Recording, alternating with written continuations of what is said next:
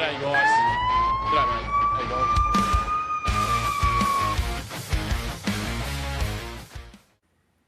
Hey everybody, welcome in. I'm your host Josh Van Dusen and welcome to Under the Helmet.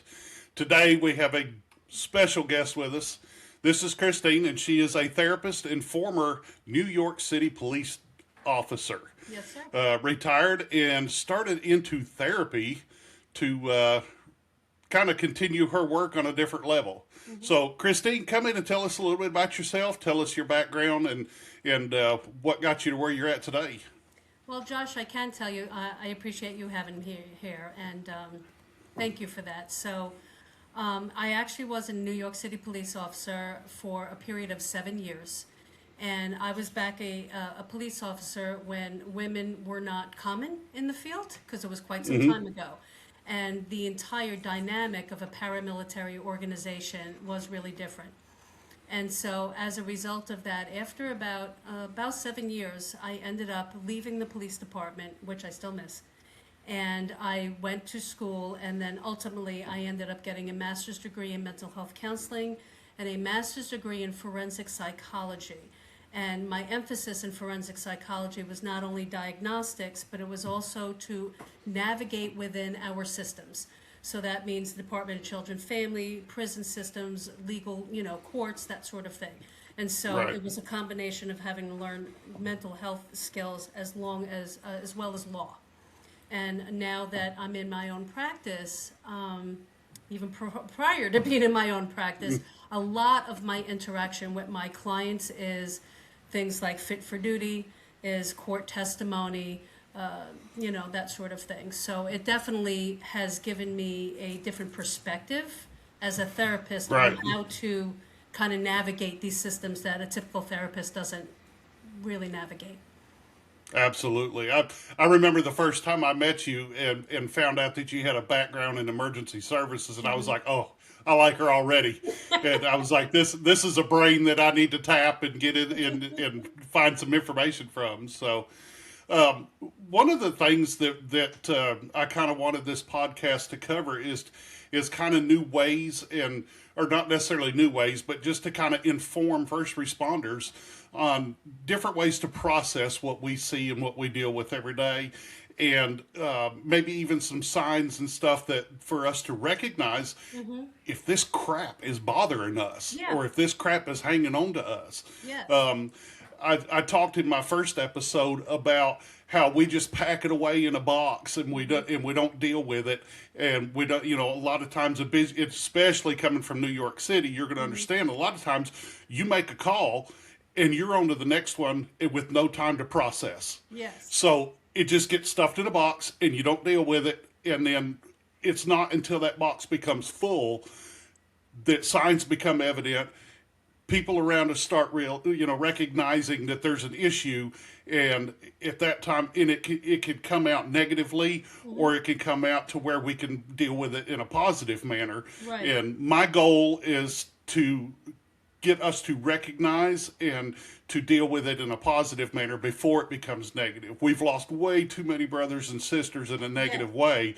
Yes. And so that's the goal of this podcast, is to kind of educate and to kind of give some understanding to what's going on in our own heads, because for years I didn't realize what was going on in my head. I didn't recognize that this stuff was so heavy on my and that I was carrying such a thing. I had just kept packing it away.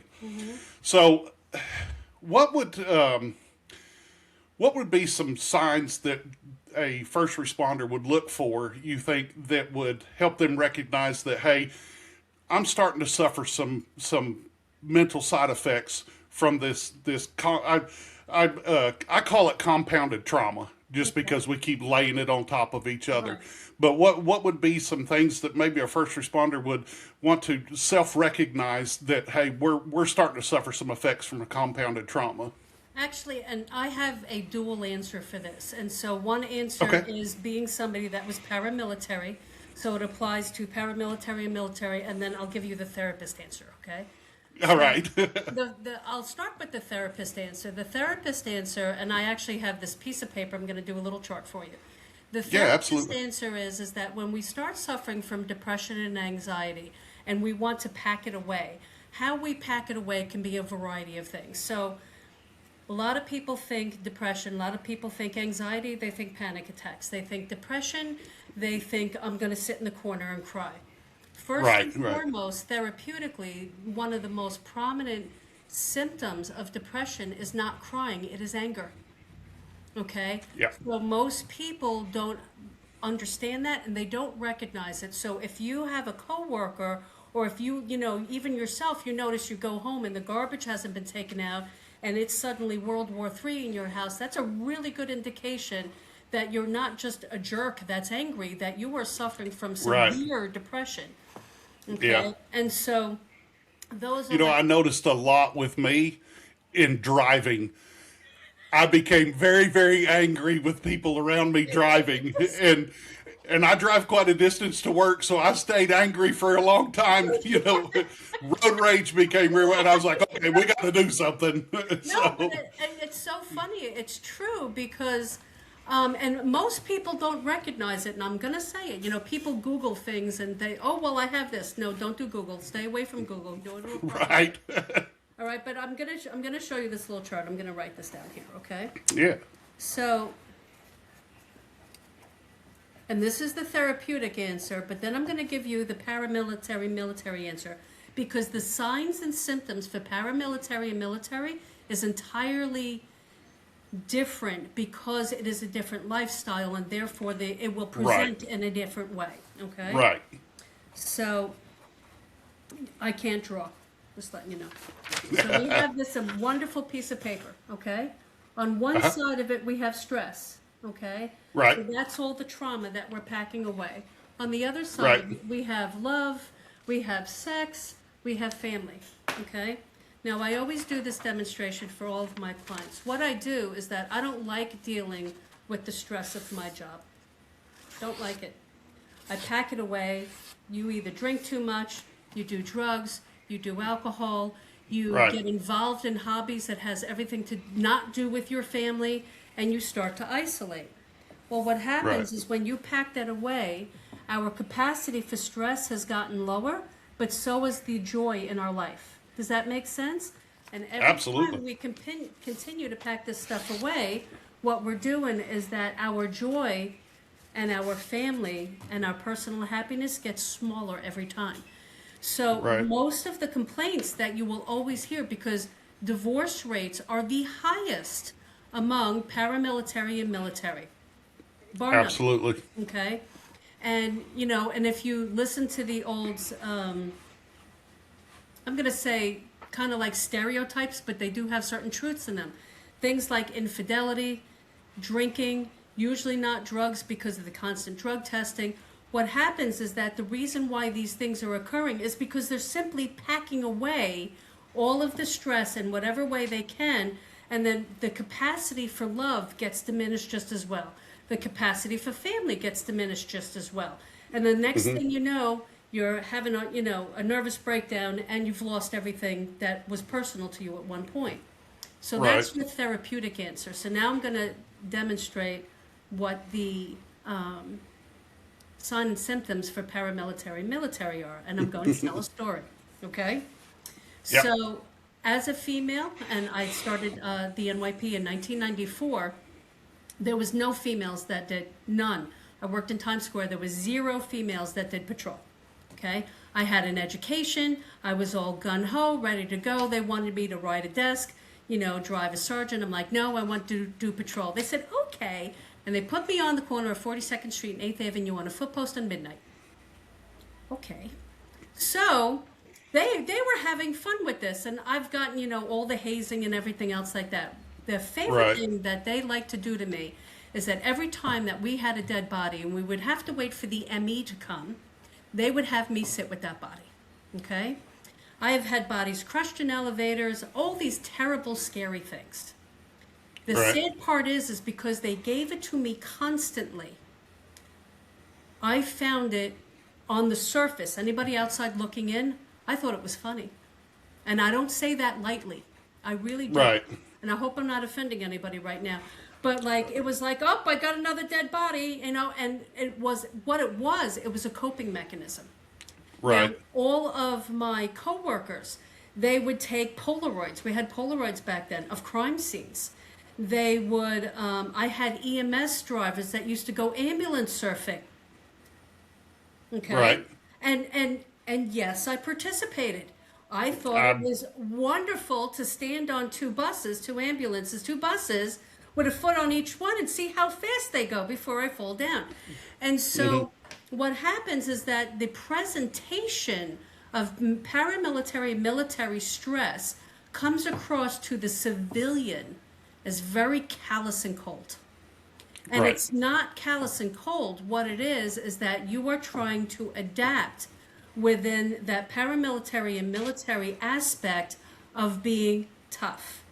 And Right. in order to be tough, in order to be, you know, cool, in order to keep, for us, the blue line wall, you know, in order for us to not show weakness, we made jokes of things.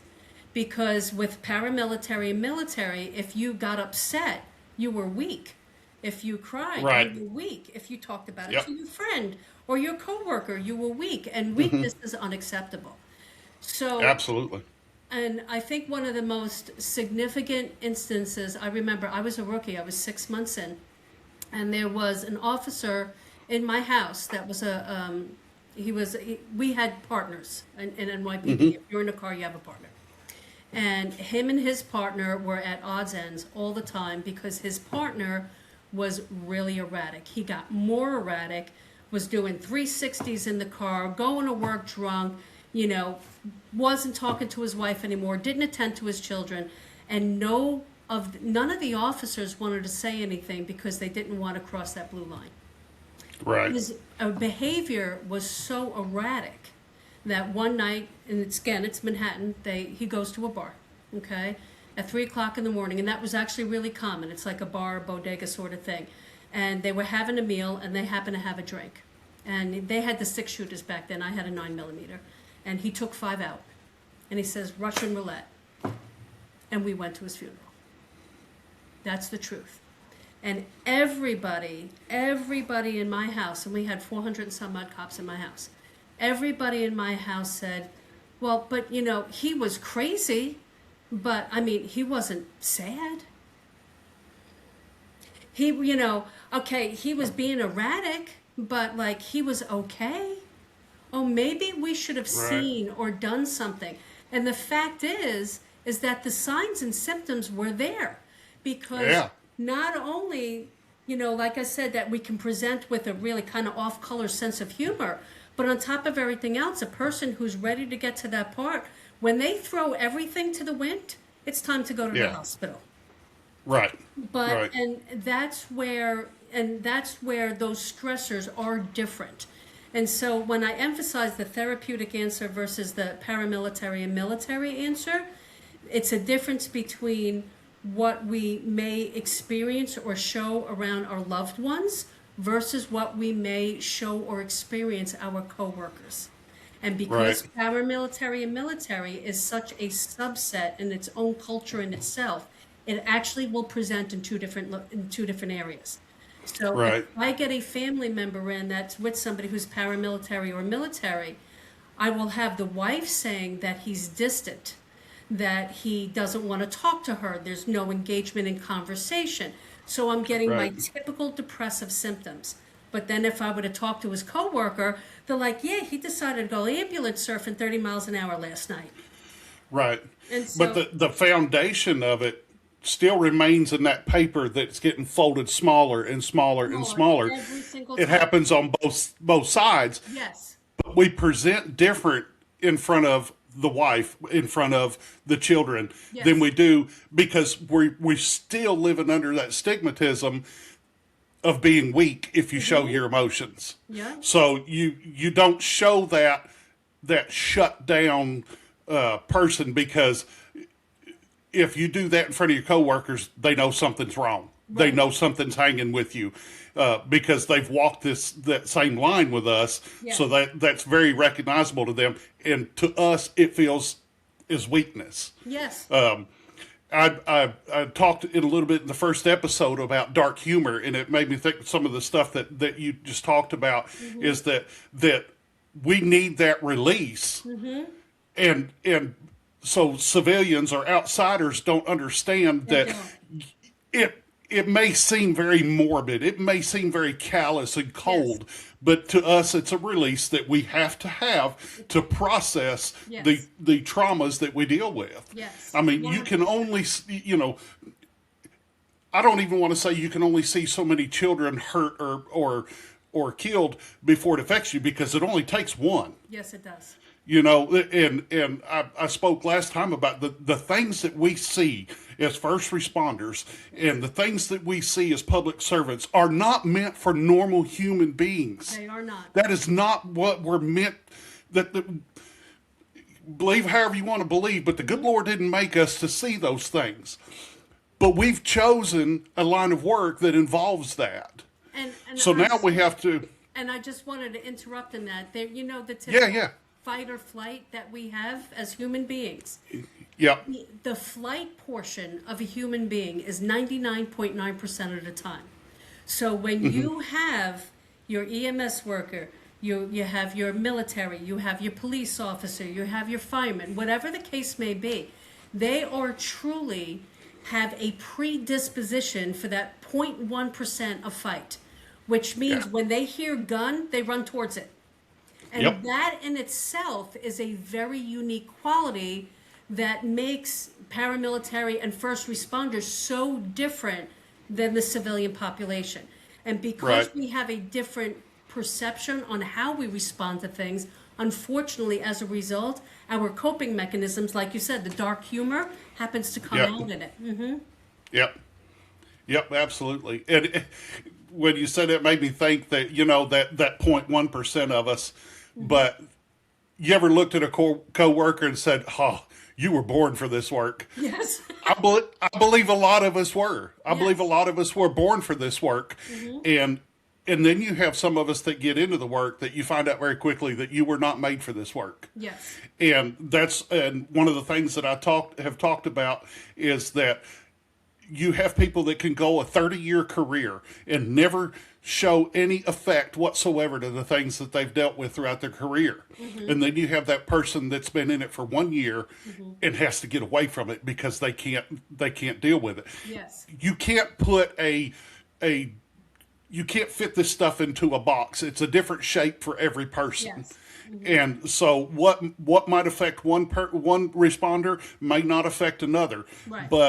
But that doesn't mean that we're immune to it just because this one doesn't affect us. Right. It just means that we may have to deal with that later down the road, which brings up a point that I had made is that when you get somebody that retires out, I've seen a pattern of retirees that do great during their career, and then after their career, suddenly this stuff starts to affect them. And it's because what I've studied and found is that we step out of that hypervigilant mode when we retire, and you come out of that fight or flight that you stay in for 30 years. Yeah. You come out of that fight or flight, and then this stuff starts unraveling. Yes, it does. And it's all, and the ghosts start to come back. Yes, it does. And so that's another focus is that hey, when somebody turns in their papers, the peer support doesn't need to stop Exactly. because they're still carrying all of this stuff that they've dealt with for the last 30 years. Absolutely. And I agree with you when it comes to, and we talked about this before the podcast came on, but about the importance of peer support. I come from a generation where it didn't exist.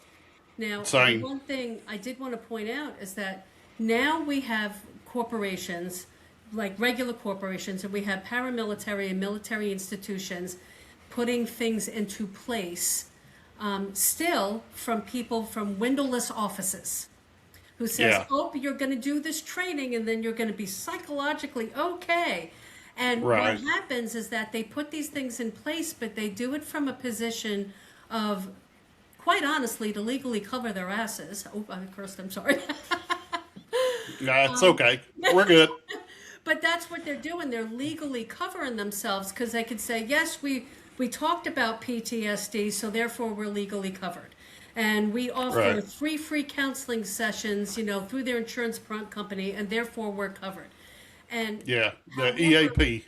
yeah, exactly. However, peer support is genuinely, and I'm so happy that it's become so much more prominent in so many different facets of all industries now, because you can't possibly have someone coach you through a difficult time had they not lived it themselves.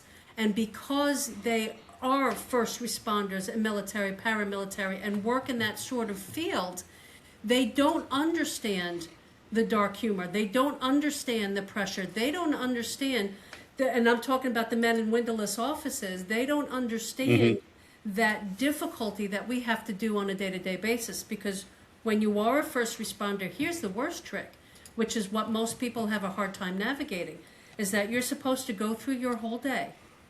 Then you're supposed to go home and put it behind you. Right. If somehow that didn't just happen. And Yeah. the peer support, I think is actually a lot more valuable. I really do, than these programs that are put in by upper windowless office management. I really do. Right. Right. Yeah. And with peer support, I can see us hitting it on the front end before things start to pile up in that box. I in my own employment where I work at now, I've explained before, we've got a very large peer support program, and I've seen them respond out to the scene of a incident that, hey, our guys may need this, and so they'll respond out, and then they came back to the hall after the call was over with, and then for days after that, follow up with that member and say, just checking in, you need anything, and I think that is, it blows my mind that we're to that point now, I because where I started at. I know. Not to not to recap the first episode, but you haven't seen it yet because it hasn't posted. It won't Right. post it, by the time we do this recording. But I shared a story that when I started very, very young in this business. I started at 13 years old as an explorer in the fire department, and at 16 years old, there was a fatality fire that I was involved in of a child. And the mother got on scene, and I had to grab that mother and wrap her up to keep her from entering a dangerous area. And I shared that I remember once I passed that mother off, I went and sat on the tailboard of the truck and cried. But I was like, I hope nobody sees me because they'll think I'm weak. At 16 years old, Yeah. I already knew that I had to be tough and I had to be, but looking back now and thinking how far we've come, like now, if there's a death of a child at a fire, you're going to have all kinds of support Yes. at certain departments. Yes. There's still a lot of departments that have ways to go, and but you're seeing a lot more of it. You're seeing a lot more places with peer support. Yeah. And as a matter of fact, future episodes, we're going to have some peer support professionals that'll be coming on and talking about their particular programs at their departments. And I'm excited for the future of our business to see that stigmatism to start to wear away and to see steps in place to provide support to our responders. Right.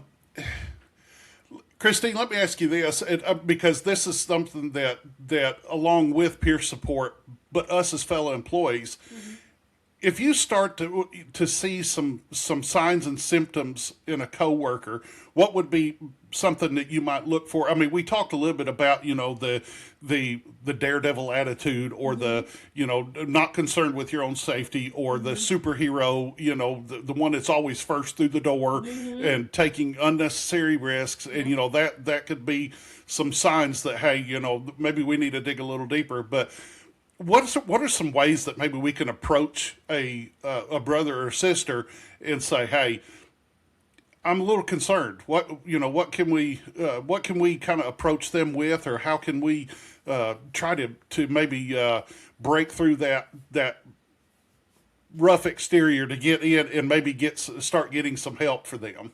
Well, and I have found, just over the years, and even just for being a therapist and everything else like that, I have found that self-disclosure from the coworker gives permission to the person who's receiving the advice, in order, if they're saying it, it's okay. So make yourself a little vulnerable. Yeah. So Josh, if you see that somebody just had a really bad call and you're like, okay, I've been there, I know what that feels like. You could sit there and say, let's say, all right, it's a young man, he's new, he's a rookie. All right, listen, kid, I've been there. It's okay if you're feeling terrible about it right now, because it's going to hit you. And I want you to know that it hit me too, and I'm right there for you. And because I think that self-disclosure gives permission to recognize that reaching out to a brother or sister is not in fact weakness, but the truest definition of the brotherhood and sisterhood within these type of institutions. Because there is the world, and then there's the other world. Right. There's our world. Yeah, that's the world that first responders live in. And I think one of the biggest things, and again, from me being so long ago, you didn't have people who could say, yeah, I've been to a call like that, and it hurts, man. I didn't know what to do. I didn't sleep for 2 weeks. They wouldn't say that because it was viewed as weakness. I think the how people are much more open about mental health now, I think, has highly been beneficial for all fields. And I do think that whether it's a coworker, if it's an actual peer support specialist, anything like that, I really do think self-disclosure is the way to get a person to open up. Because at that point, you're saying, not only are you not weak, but I am your brother, I am your sister, and you know what? It's okay if we talk about that, because we are a unique and special group. We are 0.1% of the population. And because of that, we need that permission. Especially, and one of the things that I was even thinking about it the other day, because I do come across this as a course of my therapy sessions, is the distance between your first responders, your paramilitary and your military, and the civilian population. And because there is such a significant, because I listen to clients all day, and a lot of my clients, they bring up politics, they bring up fears, they bring up family, everything. It's therapy. Right. And one of the things that I've noticed is that there is such a distance between first responders, police officers, firemen, everybody, versus the civilian population. And absolutely. So that isolation, or that unique culture that first responders already have, is then exasperated by the fact that every time they do a job, there's a really good chance they're going to go on something, and they're going to see, Facebook or LinkedIn or whatever, all these things about, well, this cop is terrible, and that first responder should have done this and should have done that. I've been a therapist forever now, okay? I mean, forever. Yeah. All right? And if I were to turn on the news or something like that, and I see something like, I'm screaming at the TV. This is why I avoid the news. I'm like, because it's easy to sit from the outside in and say, well, you should have done A, B, C, D, and F. And as a former police officer, I'm like, really? Oh, really? Okay. And then I get frustrated. And so I think that when you have that peer-to-peer and you're like, listen, I understand how you feel, it not only gives you permission to not be weak, but it emphasizes the fact that it truly is a subculture. And right now, that subculture is necessary, so much more than what it used to be, to protect one another, because there's such a distance between your civilian population and your first responder population. Right. I think too on that by opening yourself up to your brother or sister, it's opening a huge line of communication between you two, and it can be therapeutic on both ends. Absolutely. Because I know in my experience that even like just something as small as being able to talk about this stuff on the podcast is still a continued release for me. Yes, it is. To be able to keep processing this because, oh my gosh, 16, that would have been for so many years ago. I'm still, I still have that child in my head, you know, and that's been a long time ago. Yeah. But she's still with me, you know, she'll never go away. Yeah. And you know what? I don't want her to because it reminds me constantly of who I am and why I do what I do. But it's also a constant reminder of you can't hold on to this. Yes. You've got to constantly be letting it go. Yes. You know, that when we pick some of this trauma up, we pick it up for a lifetime. Yes, we do. You know, but that's okay if it's handled in the correct way. Exactly. You know, if you figure how to carry it in a good way, it can be carried. Yeah. So I think that so the line of communication, the moment of vulnerability with your coworker can provide therapy for both of you 100%. and a release for both of you. And it's funny that you say that because one of the, I'm not going to say therapeutic practice, one of the beliefs that I have in therapy in general, it's a term called kintsugi. And that is when you have like a broken vase and it breaks apart in pieces and you put it back together with gold or precious metal. And the concept of kintsugi is, and I actually have it on my signs here, scars are what make you beautiful. And so what it is, it's an acceptance of that you're going to always hold on to that experience that you had at 16. Now that I'm older and I've had that time to not be hypervigilant, I think back about my experiences and I'm like, wow. And I feel them now, even so many years later. Yeah. And it's so significant. But if you have that camaraderie among your brothers and sisters and you have the support, and then hence why I became a therapist, genuinely, because it did help me and it helps people that used to be like me. And Right. I think, and then what you realize is that these experiences are not ideal. Nobody wants to grab a mom while her Right. child is, is gone from a house fire. But Right. if you take that experience and you grow from it, you can share. That means it's impacting another person's life.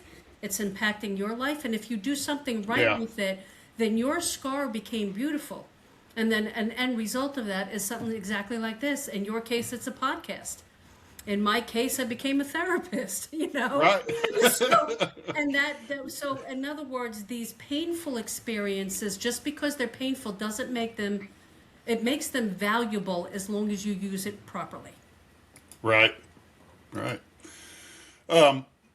Christine, are there any personal experiences that you'd like to share with us that would give an example of the compounded trauma, and not necessarily about from your own experiences, but that you've come across in your years of therapy, where you've said, this is a huge example of compounded trauma, and if we can, maybe one that was starting to affect or affected the person negatively, and then maybe some that had a positive outcome, and kind of look at both sides of that coin. Well, and it's funny that you say that, because one of the things that comes to mind is I actually had a Marine who went to me consistently because he did his, I believe it was his 5th or 6th deployment. And he would go in for these very special deployments. And when he came back, he was found unfit for duty for his next deployment. His drinking went through the roof. While his drinking went through the roof, and he had a loving, supportive wife, 2 awesome kids, walked away from his wife, walked away from his kids, was drinking all the time. And he came to me and he's like, I have to get back. I got to get normal. I got to do this. I got to do that, because he wanted another deployment. And I did my paper demonstration. And I said, you can't be fit for duty until you understand that you're drowning your trauma so much that it's affecting every aspect of your life. And it was so odd because he was with me for several months. And what we ended up doing is we did a type of guided therapy to address the stress and the incidences that he didn't unpack and needed to pack. And then on the other hand, oddly, we did marriage counseling. And so it was a combination of teaching him to reconnect with his typical world, because his trauma was so significant. And therapeutically, when somebody doesn't feel anything at all, they're in trouble. Right. You know, if somebody's angry, Right. if they're crying, they're throwing things, at least there are feelings. But when this shuts down, and then from there, there's no place to go. No personal relationship, no professional relationship. And then, God forbid, if they did deem him fit for duty, the simple fact of the matter is he not only would put himself in danger, but all the other military personnel he was working with, because he wasn't in the right spot. And so Right. with his particular thing, he was a combination of talk therapy, guided therapy, and marriage counseling, which is really Right. odd. But it worked well, and about 6 months later, I deemed him fit for duty. The military took my advice and said, okay, we're good. They did all their testing. He just came back from a deployment a month ago. And Wow. the first person he called, he's like, hi, Christine, I need to come see you. And I'm like, yes. Right. Because he's realizing now that he's like, okay, I see the pattern. And I'm so Right. happy to say, because when I say he left his wife and his children, they got remarried. They Wonderful. reconnected. And, you know, he's eaten crow. She was understanding. He's back with his family. But now he realizes is that he has to do the balance between the two. Because his deployments mostly were in the Middle East, were hard. Very, very Right. hard deployments in the Middle East. And so between him being deployed in the Middle East, and then he would come home and now be a family man. Okay? Right. Now- That's awesome. Yeah. So it's just like those simple examples where it, like in this case, his trauma was so compounded from continuous hard deployments to the Middle East that he couldn't function on his job. He just couldn't function. And Right. had there not been some sort of interception, he would have been one of the many, many homeless or drug and alcohol induced vets that we have roaming all over our streets because they did not get the help that he needed to get. Thank God he got it in time. Because had he not gotten the help on time, he would just be another statistic. Because statistically, PTSD for the regular population, for your civilian population, is approximately 11%. For first responders, military, paramilitary, it doubles at 22. Wow. Okay? So you That's- can just see the difference between the two. And That's so a staggering number. it is. It really is. And that's why, you know, and again, that's why I was even talking about when I said things like love and joy and sex. And the reason why I even bring up sex is because if a person is a good family man, but then he becomes highly hypersexual and he's, you know, fooling around, and this can go for women too, with everything that can breathe, that Right. is a telltale sign there's something wrong. Right. And again, that's something that you wouldn't necessarily see in your civilian population because the availability and propensity towards hypersexuality doesn't present in that civilian population. Whereas I've seen a huge pattern of that yes, in the first response world. And I just want to bring up that okay, the hypersexuality is a direct side effect from the compounded trauma. 100%. But when that comes out, then you've got trauma on the spouse. So now you've got a spouse that is holding, you know, anger and just Resentment and resentment. Thank you. That's the term about anger and resentment.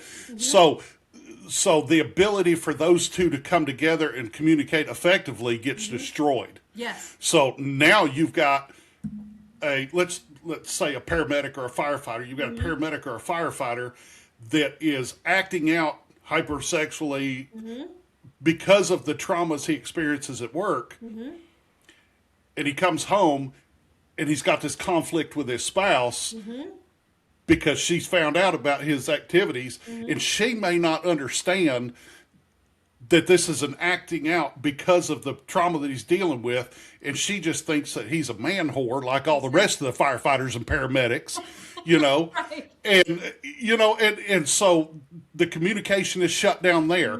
Well, at work it's shut down because he can't be weak, or he can't be that soft guy, you know, so he becomes stuck in the middle. Yes. And what people don't realize too is that when hypersexuality takes place, what it is, it's an endorphin jump. That's exactly what it is. It's no different. Right. So if you're suffering from chronic depression, chronic anxiety, if you do have, mental health disorders like bipolar disorder, or, because they could be exasperated, because people who are first responders can have mental health disorders that civilians have. And then what happens, so let's say if they're bipolar, or they already have a propensity towards depression and anxiety, then you add PTSD on top of that. Or you add, so you're talking about predisposition of mental health disorders, and then the exasperation by the job. So what happens is that if you don't have the option, or you choose not to go, and a lot of times it turns into a variety of what I call habits. And so you have a lot of erratic behavior, you have the dark humor, you have the hypersexuality, and what it's doing is that they're endorphin jumps that the brain is screaming for, because it's like, okay, I'm crashing and I need something. And in like fire first responder, because you are in a field where other people have the same experiences and the same trauma, you bond over that, and then what you do is you're having these endorphin jumps together. And that's why we're saying like things like hypersexuality doesn't present as much in civilian population, because the propensity and the opportunity is simply not as available as it is within, like, let's say, your paramilitary, your first responders, et cetera, et cetera. So that's one of the and again, like I brought that up, and I actually wanted to point out the part of hypersexuality, absolutely. It's common, and it's a unique it's a unique coping mechanism, just like the dark humor that's usually specific to first responders. And we don't talk about it much. No. That's not, that's not something that gets addressed, but it is a unfortunately, it's a very common issue in first response. Yes. And then it just, like I said before, it gets tagged as he's just a typical firefighter, or he's just a typical paramedic. Because there's so many more women in the field. The women, there's no statistics that show that men cheat more than women. The fact is that women, even in the civilian population, have pretty much the same infidelity levels as men do. So, like, we're saying he as a generalization, but it actually is both populations. Yeah, the women. Yeah. This is bad. I say he because of just I guess myself, but that's yeah. Well, and then I think of it from my own point of view, but the things that I've experienced and been through, and the patterns I've seen, and like that. So, we talked earlier about, how some of it some of the stuff can come out and present itself in anger. And that's where I was at. I was a very angry person, and it got reflected onto my family. It got reflected onto my patients. It got reflected onto my friends. It got reflected onto everybody that I passed on Interstate 24 in between here and my job, So, but they may not know it, but if they could have been in that car with me, they would have definitely seen it. Right. But my children, I would overhear them saying, why is Daddy mad all the time? Why is Daddy up? And that oh no, don't say that. Don't say anything to Daddy. You'll make him mad. He'll get upset. Yeah. And at that point is when I said, okay, something's wrong. It's time to Because evaluate. because I look back and like early on in my career and everything, I was known as one of the funniest people, one of the happiest people, and I thought, man, what changed? Because I didn't feel like I changed. I didn't feel like I was a different person. Yeah. I just knew that everybody got stupid all of a sudden, and they pissed me off all the time.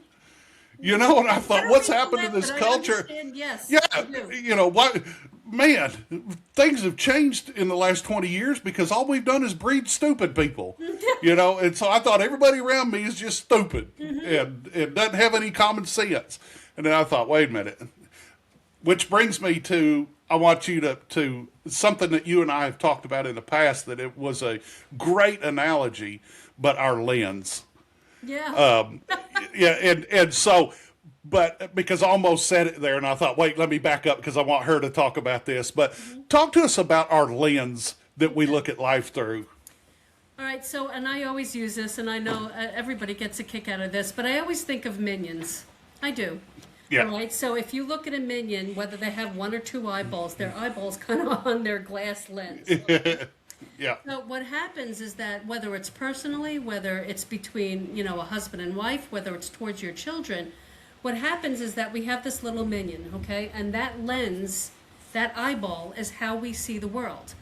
Well, go to work, okay, and then have to grab a mom, like you did when you were 16. Yeah. Take some mud and throw it on that lens, okay? Then you do your job and like you said, how many patients you may have had that you have to deal with, and who passed away on you, who was a tragedy, who was a child, whatever the case may be. And then every time that occurs, crack that lens, throw a little dust on the lens, sprinkle some paint on the lens.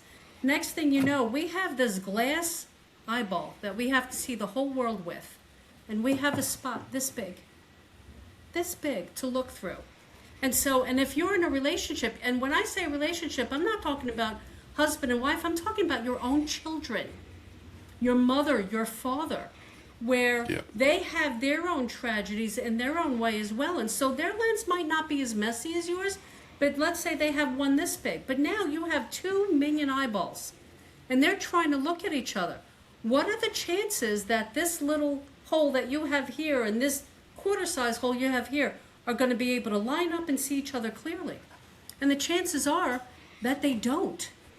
And because of that, and that's when, and again, like when I brought up the example earlier about the military personnel that, I ended up working with, it was a combination of therapy, and it was a combination of approaches, because literally, and to be really, just silly about it, but quite honest, it's like I'm taking, and I'm just cleaning off their lens going, okay, let's get that spot a little bit bigger so you have a chance of seeing each other. And that's literally what it was. And it is a combination of trying to widen that lens, because every time we have an experience, a negative experience, it makes our lens nasty. And I always use the example in the opposite. And I joke about this constantly. Did you ever meet somebody that's so happy you just want to smack them? Okay? Yeah. I have looked at people, they're like, oh, yay, well, my car blew up, but I had a good breakfast this morning. And you're like, okay, why? But believe it or not, it actually works in the same area where they have a perspective where they have more positive experiences, and therefore it's constantly cleaning their lens. And so that in itself is a coping mechanism where something bad happens. Okay, let me get out the Windex and I'm going to clean that eyeball. And so that's a coping mechanism. And for the typical person, you're going, all right, really? Can you do you have to be that happy all the time? But what it is, it's a coping mechanism. And so when doing therapy, what we try to do is we try to approach the scratches on the lens and the paint and all the dirt on the lens, and we try to offer that other perspective, and that's typically through like cognitive behavioral therapy, hypnotherapy, and that sort of thing. So, yeah, but I always use I still use the minion eyeballs. Yeah, I love that analogy, and I get reminded of it a lot. And I think as first responders too that there's a lot of mud, there's a lot of cracks, there's a Yes. lot of things that get thrown on our lens from work. But on Yes. top of that, we have our personal stressors at home Yes. that when bills can't get paid, when kids start having behavioral problems or problems with their grades at school, Yep. but all these common everyday stressors that start to close in on normal people that leave them a hole this big to see through.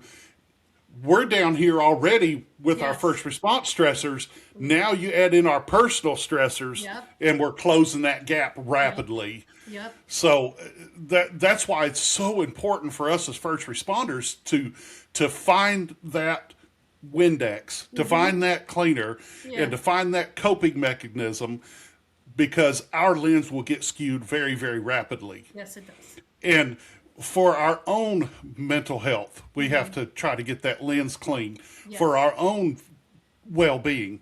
But on top of that, I think every one of us got into this job, into our roles as police officers, firefighters, paramedics, dispatchers, whatever. Every one of us got into these roles because we care, because we care about people. Yes. For us to be effective helping people, we've got to keep that lens clear. And you actually have to continue to care, because you cannot give effective services if you don't care. So Absolutely not. unfortunately, it can be counterintuitive in some ways, where you have to have heart only to have it hurt, and then you have to recoup it. And it's Yep. like a constant process that you have to, because the minute you stop caring, you become ineffective in your job. And so this Yep. job carries a very naturally, like you said, the folding of the paper, it's genuinely one of those things where we try to block it away. But once we block it away, not only are we ineffective in our personal life, but then we are ineffective at our job. And Very much. again, we are 0.1%, very unique. Yep. And what people don't realize is that typically, not only do we have the propensity to hear gun and run towards it, hear fire and run towards it, but on top of everything else, and there's been studies on this, I don't have any statistics directly in front of me, but I do know for a fact that one of the leading attributes a first responder has, and why they choose to go into that job because they are helpers, is because they were voiceless when they were younger. Right. And that is also Yeah. a common attribute, and that's where a lot Yeah. of the heart comes from. So if you look at your fire, you look at your cop, it's one or two things. They either typically looked up to these type of professions as a hero, as a positive role model, and they wanted to become that. Right. Or in the event that they grew up in a difficult household where they felt voiceless, and they went into this type of profession in order to give somebody else a voice. And that could be as a police officer, that could be a fireman, that could be a paramedic, and if you speak to a lot of people in that sort of first responder field, and I've found this over the years, I'm never surprised when I hear, I remember when I watched that house burn down and nobody showed up, or this didn't happen, or that didn't happen. I remember when, I called an ambulance for my mom and whatever, and there's usually a relatively significant event that occurred that leads them towards, well, if I could grow up and become that, maybe I could do a little bit better. Maybe I can, learn different things and adjust accordingly. So there's that as well. Right. Awesome. Well, let's wrap up, and this has been just amazing for me, and it was so good to be able to talk to you again, and the insight that you've provided, coming from a first responder / therapist, gives us a very unique point of view, and I know that I have thoroughly enjoyed it, and I would like to have you on again. I just had the thought sitting here that I'd like to have you on again sometime and talk about the effects on the family, on the spouse and on the children Yes. of the stress that a first responder deals with, because that's a whole nother level too. This thing is like an onion, and you just peel layers all day. Yeah. Yeah, Because and it's so much more complex than I think It what is. most people realize. It really is. it is. It is.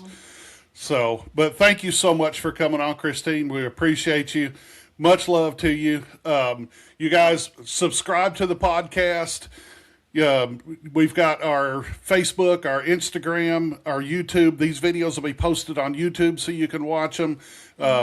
Shoot me an email if you have questions that you'd like to ask some of our guests. Please shoot an email. It's underthehelmettn@gmail.com. I'll be glad to ask these guests these questions, you guys, and or any statements or stories. Please let me know, and I'll be glad to get them on the podcast. And if you have questions for Christine, please don't hesitate to ask. I can either wait till we have her on the show again, or I can contact her and I can let you know in a future episode or email you back. If you guys need help, please reach out. Yes. I've got some amazing resources. One way I can get you in touch with Christine if you need some immediate help. Don't make bad choices. Yep. Call me. Reach out to me through social media. Reach out to me through email. Yep. You guys, it's available. We love you. Yes. We want you well, and we want you functional, because our communities need you. So thank you again, Christine. We'll see you soon. Yep. All right. All right. You guys have a great day. All right. Bye. Thank you. Bye.